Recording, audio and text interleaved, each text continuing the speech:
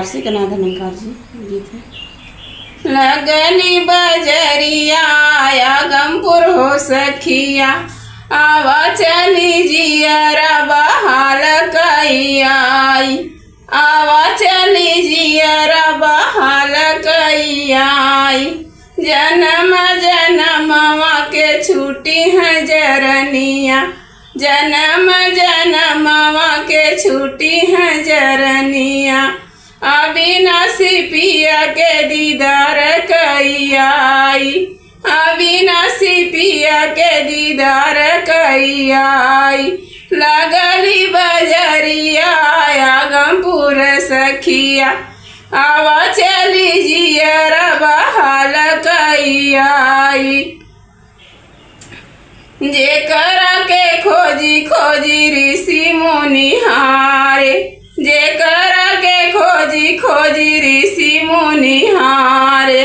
ज्ञानी विज्ञानी कोई पाए नहीं पारा, ज्ञानी विज्ञानी कोई पाए नहीं पारा।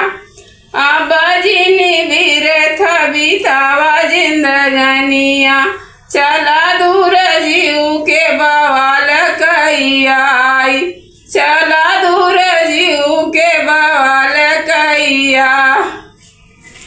लगनी बजरिया आगमपुर हो सखिया, आवा चली जीव के बहाल कई आई। अब नहीं नहीं हर में होई है गुजार, अब नहीं नहीं हर में होई है गुजारा।